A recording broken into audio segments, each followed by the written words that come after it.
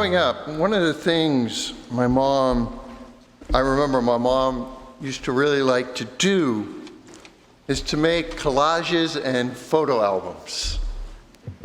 And of course, people would do that because they would look at the pictures and it would bring back memories, sort of stories in their minds, remembrances of sort of particular events. And it would help them to bring not just a sense of nostalgia for sort of what was, but to feel a little bit more connected to that moment. But the problem is, many times as we look at those collages and photo albums, even if we might do that today, going through our memories and our phone with all the pictures that we probably have on them. I know I have a couple of thousand.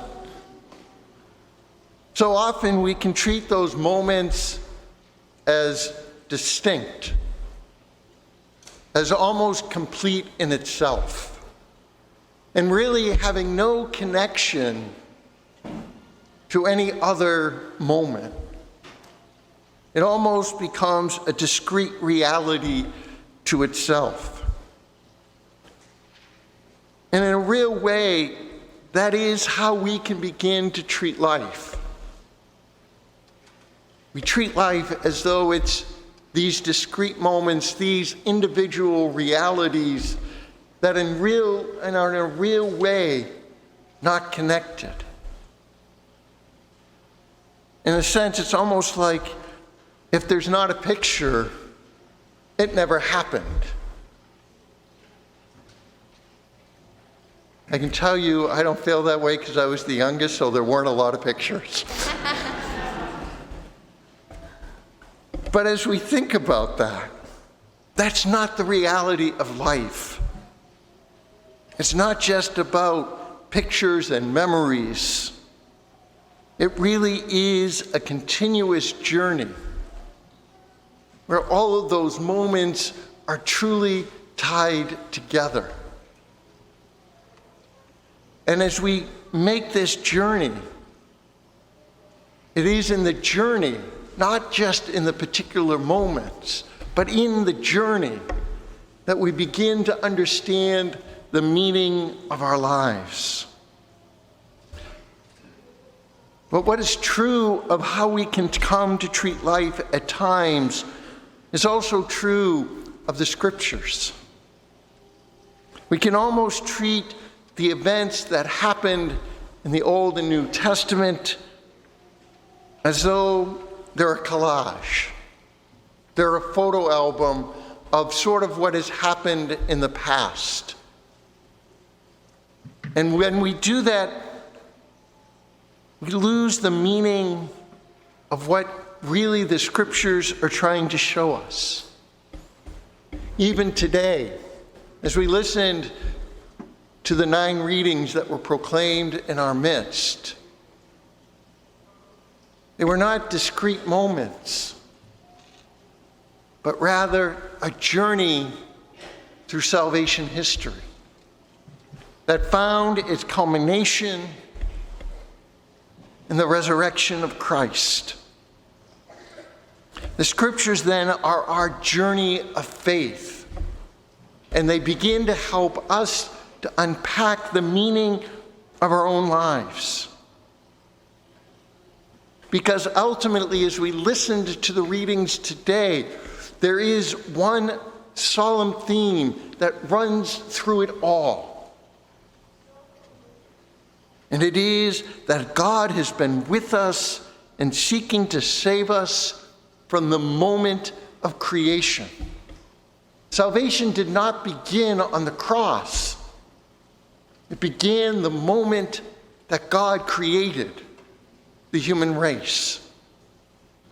And it is in that moment, because salvation is simply about being in union with God. It is about being in that relationship with our God.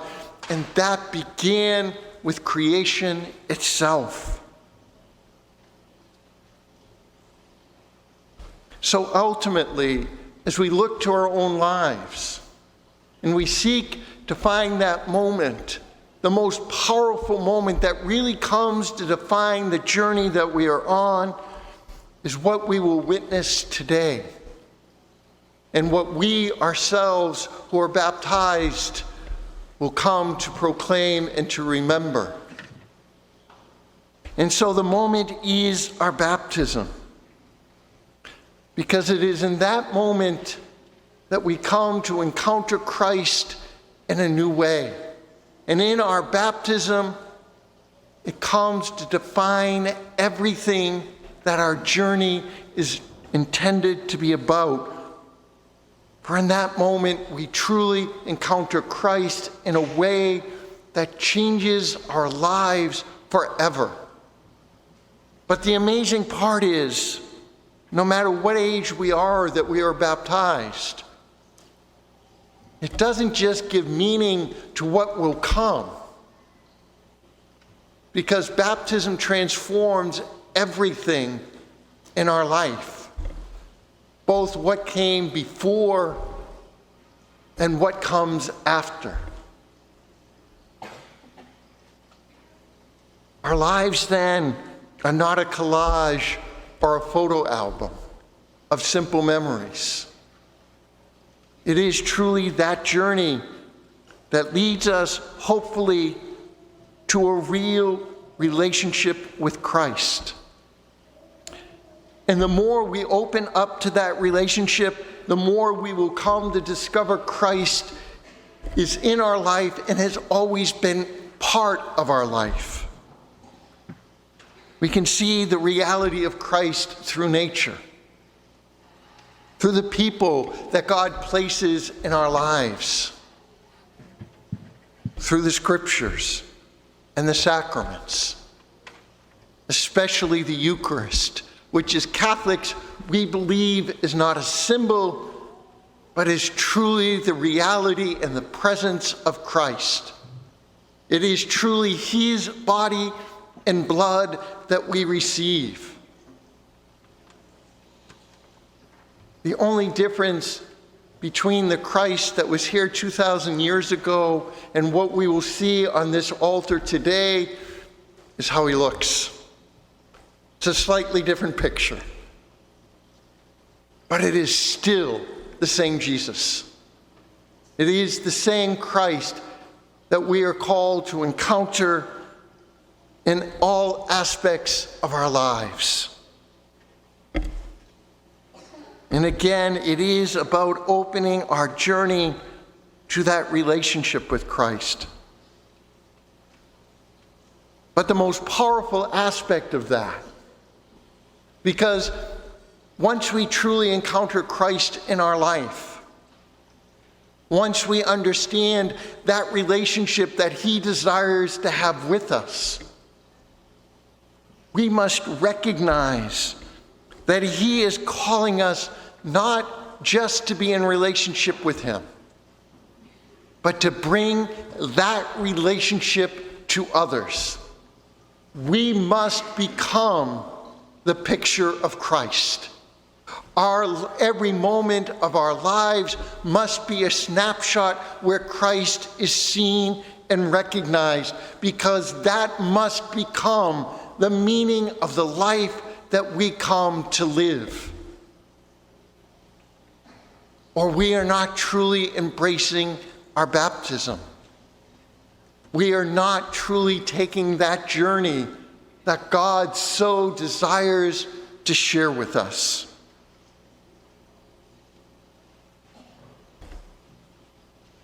Ultimately, the journey of our life is intended to be, in a sense, in its totality, a snapshot. Not just a series of snapshots, but the journey itself becomes a snapshot of eternity, of our salvation. For that is ultimately what our life, our journey is leading us to. Salvation does not happen when we die, when we get to the pearly gates. Salvation is intended to be lived here and now, in the present, as we become the presence of the one who saves us. For we can never earn, merit, or deserve salvation. No snapshot in our life will ever do that. It is rather that we embrace the salvation that Christ has won for us through his death and resurrection. It is truly our willingness to die to ourselves and to rise to new life in Christ. May we be willing to stop looking at our lives as simply memories of what was.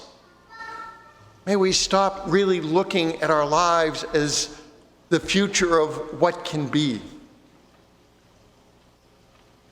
May we come to truly live in the present moment, opening to the deepest reality that our God desires us to have. That is what we heard proclaimed today. And that is what our lives must proclaim. Not just a momentary snapshot of Christ present, but our encountering Christ and becoming that encounter in the lives of others.